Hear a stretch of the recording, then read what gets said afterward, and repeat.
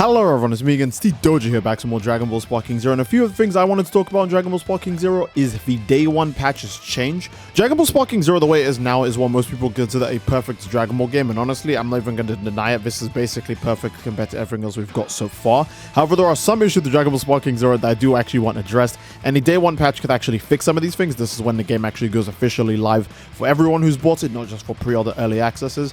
And there's a few things I want to talk about. I want to talk about the glitches, stuff like not being able to transform or swap characters, attacks phasing through enemies, getting stuck out of bounds, characters, whether they're going to be buffed or nerfed. The good example is Whis and Yajirobe are very insane, and then you have characters like Annie Lars and Dr. Wheeler who kind of suck. Super counters and vanishing strike fixes, stuff like making them just more consistent when the game is like lagging, because you'll fight some people where the connection is not as smooth as possible, and that changes the entire timing for using super counters and vanishing. Certain attacks being a bit too crazy, like Dragon Ball Z Broly's ultimate attack. It's literally that's like sure hit. It's a domain expansion. You literally can't avoid that. Same for Android 18's Chain Destructor Disc. If you get that outfit, that move is way too absurd. And the super long knockdowns, which actually lead into even greater spam in Dragon Ball Sparking Zero. Spam is not a major issue in the game, but when you have knockdowns like this, it becomes really annoying. It becomes like really annoying. So yeah, let me go back to the glitches. You'll see a lot of the time, whether it's my gameplay or anyone else's gameplay in Dragon Ball Sparking Zero, there's a lot of times where us, the content creators, or people who are just recording, playing the game in general, you hear us say, why am I not transforming? Why can I not transform? Why can I not swap characters? That happens just a lot. For some reason, the option to just transform and swap characters sometimes doesn't even pop up, even when you press the directional input for it several times over. If you hold it for a really long time, if you mash it, sometimes the pop-up just literally never appears. I've had entire matches, or like entire sets even, because we'll rematch each other over and over again. I've had entire sets where character swap literally just never works, so I have to just wait for my character to die before I can get to the next character, which is really annoying because obviously I want to preserve the character's life. I want to swap them out. Maybe I want to do like a team tag in.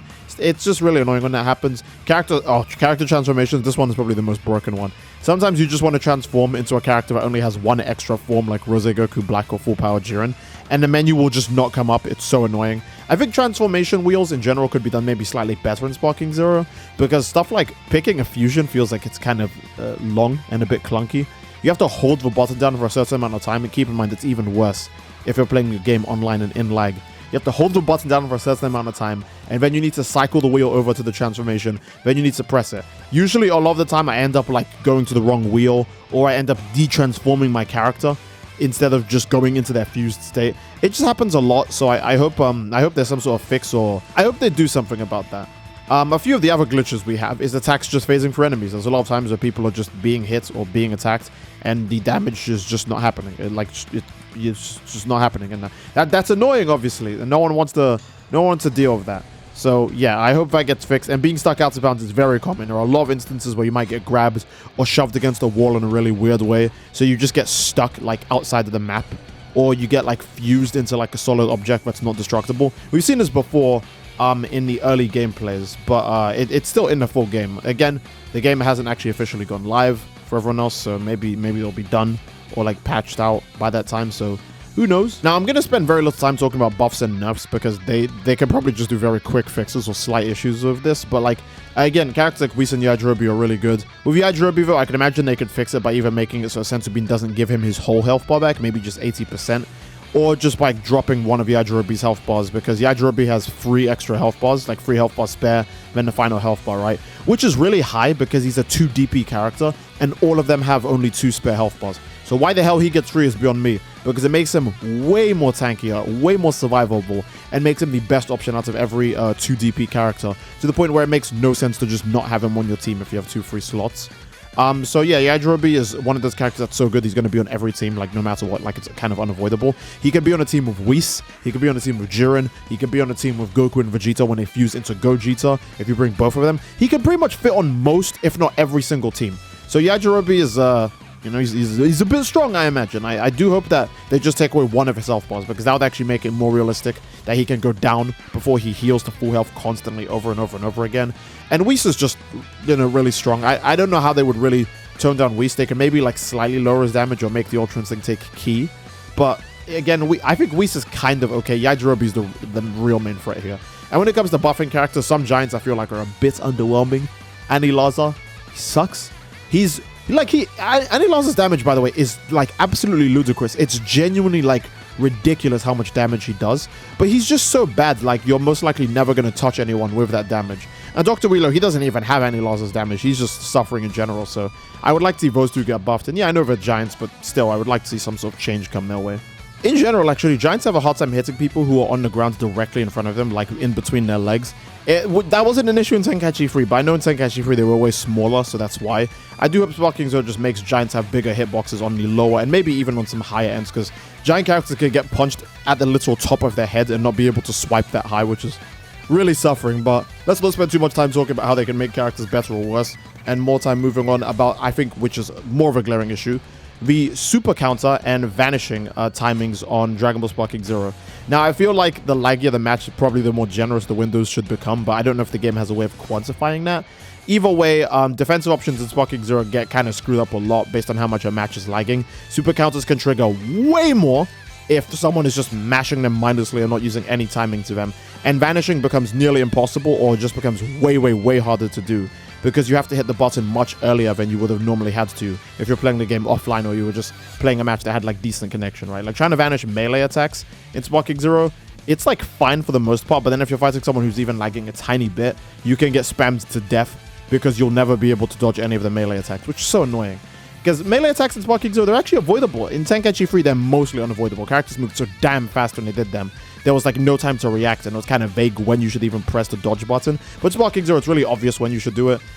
It just sucks that lag really screws you out of the ability to actually avoid like melee supers and have a, like, you know, vanish timings. I mean, one cool thing about vanishing that happens in Sparking Zero is the vanish wars, where people are vanishing back and forth. But even then, lag can mess those up really badly, so I don't know. I'd like to see some sort of change or fix, or just some statement talking about how vanish times will be different, like when you play the game online. We've got some broken super attacks in Sparking Zero. A few I'll mention is Yajirobe's like katana like slash move, I guess, his super attack. Because when he hits you with that move, the stun is actually so long he can charge up another one and do it again. Or he could just charge up to get his unblockable super attack, which is kind of like a Nova Strike.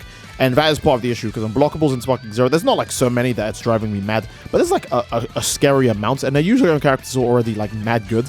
Like, it's not like you'll see, like, oh, here's an unblockable attack on Rebrand, someone that no one uses and isn't, like, really the best character in the game. No, you have unblockables on Yajirobe, who is, like, one of the best, if not the best character in the game. DBZ Broly's ultimate is unblockable, despite the fact that it's super quick and massive. Meaning and it has insane tracking, too. Meaning you most likely won't avoid it. And then it's just unblockable on top of that. God Destruction Beerus also has a massively quick ultimate attack that is also unblockable. And Android 18's ultimate attack is undodgeable, which means, oh my god, some characters moves in this game are just a bit silly. Lightning Shock Surprise from Master Roshi. I know I rep Master Roshi a lot, he's the GOAT, but that move is unblockable, and it also hits you with a hard knockdown when he uses it, meaning Roshi can just hit you with Lightning Shock Surprise, wait for you to stand up again, and then hit you with another one, because he's just charged enough ki for it. So, and keep in mind, that move costs 4 ki bars. That's how long it holds you down.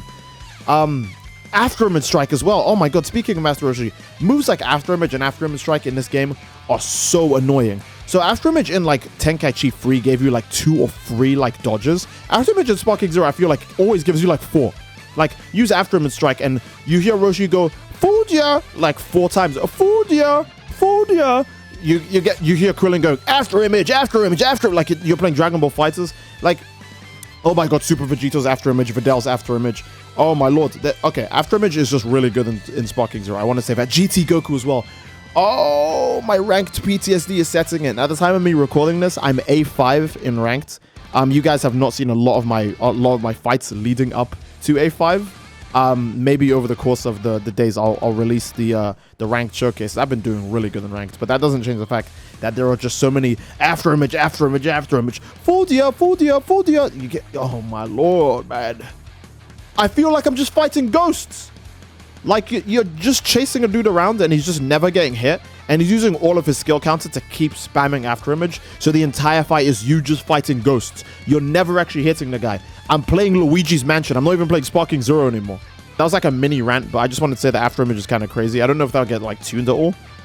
If it does, then please, I'd actually prefer if that gets...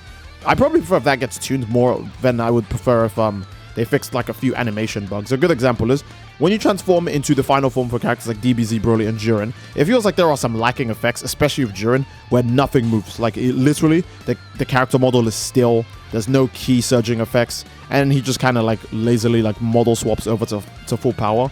It feels like that's just not complete, though, so maybe when a day one patch comes, they'll be like, hey, this is the finished version of the transformation animation. And Z Broly's, like, kind of, like, looks the same as well. His looks way better, though, but he kind of has it going on, too, so I just wanted to mention that as well. And this one's a minor one, but super long knockdowns in this game are, like, really easy to do. You guys will probably see it in my... Oh, I never posted the Weast video. At the time of me recording this, I haven't posted the Weast video, so you won't see it. But yeah, in a lot of my recordings, there's one specific combo that's really easy to do. It's the uplifting strike or the lifting strike. If you do lifting strike and then just finish that combo so the enemy gets, like, knocked back and they start falling down, that's, like... I don't know how to describe it. That is a genuine hard to knockdown. People cannot recover when you hit them with that combo. And you can easily land any super attack or... God, even an ultimate attack if you want to in that scenario. It feels really cheap. I've been hit by this way less than I've hit people with this, admittedly, so if anything, I'm the problem. But as someone who's used it a lot, I feel like I'm very, very in the right to say that it feels way too easy.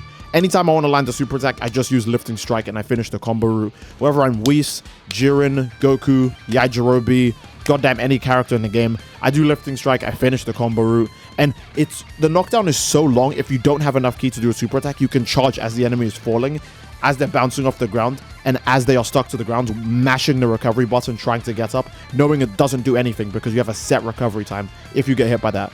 It's just so dumb. It feels like I'm playing Dragon Ball Z Raging Blast 2, and I'm not trying to, like, smack talk Raging Blast 2, but the recovery system in Raging Blast 2 was so bad, I actually quit that game to go play Xenoverse 2 instead. That was also a mistake. That game sucks. But it's like that recovery system being held down for so damn long that you can't even play the game, and you just have to suffer everything that comes your way. It's just annoying, you know. So I hope lifting strike gets tuned. At least make it, like, keep the hard knockdown, but let us so that if people are trying to recover, they actually can recover, because it's super inconsistent with trying to recover from that. I've faced 2 people, I think, in the whole game who have seen recover from lifting strike, and I myself have never recovered from it. So it might have to do with, like, if you touch the game's barriers before you actually touch the grounds. I think that's what influences it. But yeah, I just wanted to mention that, because I feel like hard knockdowns are crazier in this game than they are on Dragon Ball goddamn Fighters. So yeah, I just wanted to mention that. That's a few things that day one patch could come in. And it sounds like I'm just going to be complaining, but guys, keep in mind, these game devs have gone out of their way to, like, literally fix and, like, patch in things or change things so that the way the whole gameplay experience is better. So I am going to complain. I'm going to make my voice heard, because they have shown that they have the ability to listen. They're like, hey, you're right. That is a bad idea. Beam clashes look horrible when you present them like that. Let's change it. Oh, the fans still don't like it? Huh, I get it. It's because of that spinning camera thing. Okay, let's change it so that way it's one static view of both the beams clashing, and then one view showing both sides in the beam clash. Like, they do so many changes that are just good for the game. SSJ3 Goku's victory pose when you end with Dragon Fist got changed 2 times, and now we have the final perfect version of it. It's just, you know, I am gonna complain. Again, I still think, I'm being serious when I say this, I still think Sparking Zero is a 10 out of 10, and I've still won, like, the grand majority of my matches. I think maybe I've lost 4 ranked matches in my whole life playing Dragon Ball Sparking Zero, and I've done over 100. So, I'm not going to say the game's easy, but I am winning. I still want to just make my complaints heard, because I feel like this is very... Like, these are rough things for the game to have. Especially when the older the game gets, the whole message is going to be people spamming lifting strike and then hitting you with Thundershock Surprise, lifting strike and then hitting you with a melee super that you already couldn't dodge because the game, like, has so much lag that trying to vanish the melee super on time is not possible. And then you would also have unblockables mixed in with instances where you should be able to defend yourself. Like, DBZ Broly can throw charged ki blasts at you, and if one of his charged ki blasts hit you, whether you block it or not, if he throws his ultimate event, it hits you guaranteed no matter what. So that's just terrifying. Yeah, there's just a lot of things in this game in general I want to address. The game is still peak, don't get me wrong, still 10 out of 10, but just wanted to say that the day one patch or any other future patch or update they have coming up could and should fix any of these issues. Again, I want to transform into the forms I pick for my characters, because that's why I picked a character, so I can transform into them. But if that's broken, I can't do that.